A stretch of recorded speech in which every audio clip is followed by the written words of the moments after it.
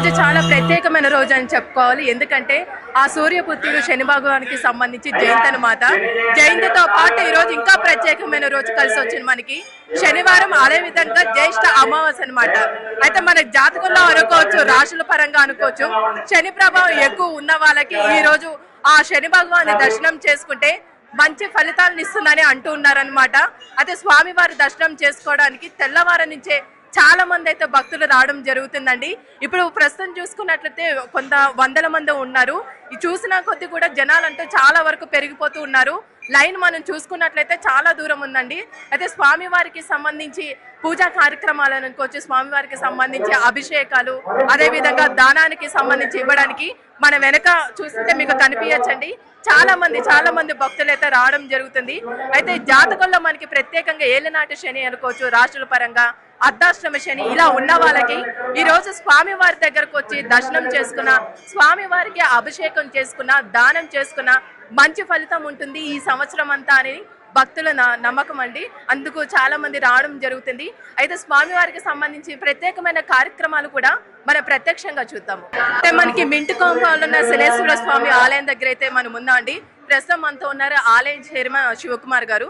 వారితో మాట్లాడి అసలు పూజా కార్యక్రమాలు ఎప్పటి నుంచి ప్రారంభమయ్యాయి, అసలు భక్తులంతా ఎంతమంది రావచ్చు, స్వామివారికి సంబంధించి ఎలాంటి కార్యక్రమాలు చేస్తారు, వారి మాటల్లో తెలుసుకున్నాం. నమస్తే అండి. నమస్తే.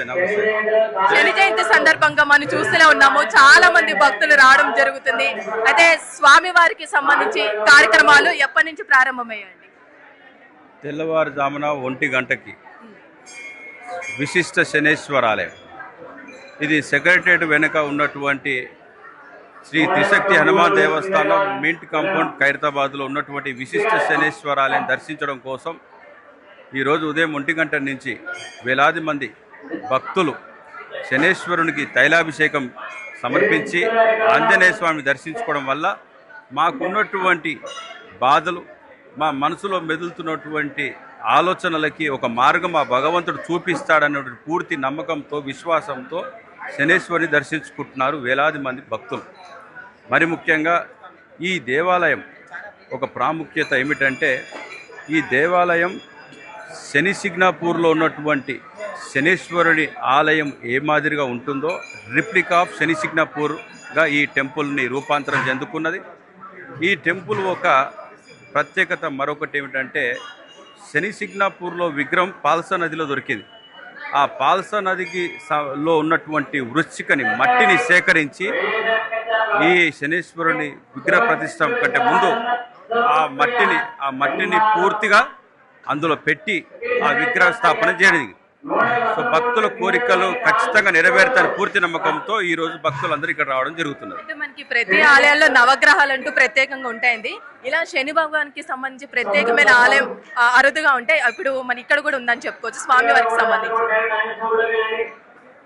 ఈ దేవాలయం ప్రత్యేకతనే శని సిగ్నాపూర్ టెంపుల్ గా ఉన్నటువంటి ఆలయం మాదిరిగా ఉండడం.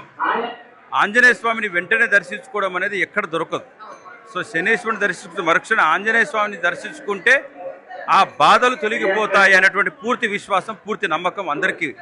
దానికి తోడు జ్యోతిషులు, ఆస్ట్రాలజిస్టు, చాలామంది పూజారులు అందరూ కూడా ఈరోజు శనేశ్వరుని దర్శించుకోవాలి, శని అమావాస్య, శని జయంతి వచ్చింది, మీ కోరికలు నెరవేరుతాయి, మీకున్నటువంటి శని బాధలు తొలగిపోతాయని చెప్పడం వల్ల అది ఇంకా ఎక్కువ జనాలను ఇక్కడ రావడానికి, భక్తులని ఒక ఆలోచనకి కలగడానికి ఈ యొక్క ప్రాంతం ఒక క్షేత్రంగా ఇదంతా కూడా ఇలా జరిగింది. అందులో భాగంగా త్వరలో ఈ త్రిశక్తి హనుమాన్ దేవస్థానం దక్షిణ భారతదేశంలో స్వర్ణ దేవాలయంగా మార్చబోతున్నాం. గోల్డెన్ టెంపుల్ హైదరాబాద్లో సెక్రటరియట్ వెనుక రాబోతున్నది. జై గోమాత, జై శ్రీ. అయితే చైర్మన్ గారు చెప్పడం జరిగింది, స్వామివారికి కార్యక్రమాలకు సంబంధించి 1 గంట నుంచే ప్రారంభం చేశారని చెప్తూ ఉన్నారు. అయితే స్వామివారి శని భగవానికి సంబంధించి విగ్రహం కూడా చాలా ప్రత్యేకత అక్కడ నుంచి తీసుకొచ్చి చేశారు, అంటే రిప్లికాగా చేశారని చెప్తూ ఉన్నారు. అయితే మన భక్తులు చూసుకున్నట్లయితే ఇంకా పెరుగుతూ ఉన్నారండి. అయితే స్వామివారికి అభిషేకం చేయడానికి అనుకోవచ్చు, నువ్వుల దానం అవంతా చేసుకొని దర్శనం చేసుకొని వాళ్ళు కూడా వస్తున్నారు. వారితో మాట్లాడే ప్రయత్నం చేద్దాము. నమస్తే అండి. నమస్తే. ఎక్కడి నుంచి వస్తున్నారండి? మేము రామ్నగర్ అండి. రామ్నగర్ అండి. ఎలా జరుగుతున్నాయి కార్యక్రమాలు? ప్రతి సంవత్సరం ఇలానే ఉంటుందంటారా, ఇంకా భక్తులు అంటూ పెరిగిపోయారంటారా? చాలా భక్తులు పెరిగిపోయారు మేడం. ఎప్పటికన్నా చాలా భక్తులు పెరిగిపోయారు. చాలా బాగుంటుంది. ఇక్కడికి వస్తే చాలా జనాలు ఉంటారు. అంటే శని భగవాన్ అంటే చాలా మంది భయపడుతూ ఉంటారు, కాకపోతే ఆయన చేసే మంచి కూడా వేరుంటుంది. కాబట్టి మీకు ఎలా అనిపిస్తుంది స్వామివారి దర్శనం చేసుకుని? స్వామివారి దర్శనం చేసుకుని చాలా మనసు ప్రశాంతంగా ఉంది మేడం. శనిదేవుడికి నచ్చేటి క్రమశిక్షణ. మనము క్రమశిక్షణగా ఉండి మన కర్తవ్యాలు మనం నెరవేర్చుకుంటే శనిదేవుడి ఆశీర్వాదం ఎప్పటికీ మన పైన ఉంటుంది. శనిదేవుడికి భయపడాల్సిన అవసరమే లేదు. మన బాధ్యతలు మనం నెరవేర్చుకుంటే స్వామివారు మన వెంటే ఉండి మనల్ని కాపాడుతారు. స్వామివారికి సంబంధించి అభిషేకం అనుకోవచ్చు, చాలా చేస్తూ ఉంటారు. కాబట్టి మీరు ఎలాంటి అభిషేకం? మేము తైలాభిషేకం చేస్తామండి. Thank you so much. Thank you. అయితే భక్తులు కూడా మాట్లాడే ప్రయత్నం చేస్తున్నాము. ఇంకా చాలా మంది ఉన్నారండి. అదే స్వామివారికి సంబంధించి అభిషేకానికి నువ్వులు, బెల్లము, అదే విధంగా నల్లని వస్త్రాలు కూడా సమర్పిస్తూ ఉంటారు. ఎందుకంటే స్వామివారికి చాలా ఇష్టమైనది కాబట్టి. ఈ రోజు రాశుల పరంగా అనుకోవచ్చు, జాతకంగా పరంగా అనుకోవచ్చు, శని దోషాలు ఉన్నవారు ఈ రోజు స్వామివారి దర్శనం చేసుకుంటే ఆ స్వామివారి అనుగ్రహం చాలా ఉంటుందని ఆ భక్తులు కూడా మనకి తెలియచేయడం జరుగుతుంది. ఇంకొంతమందితో మాట్లాడే ప్రయత్నం చేద్దాం మనం.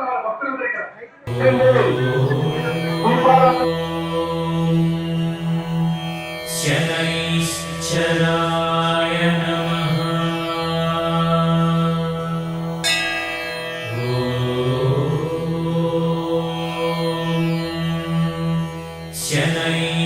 శనైశ్చరాయ నమః.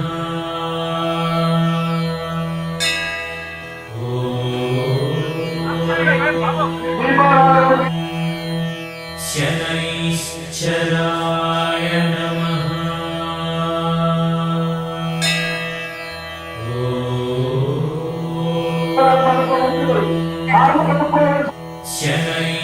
శనైశ్చరాయ నమః.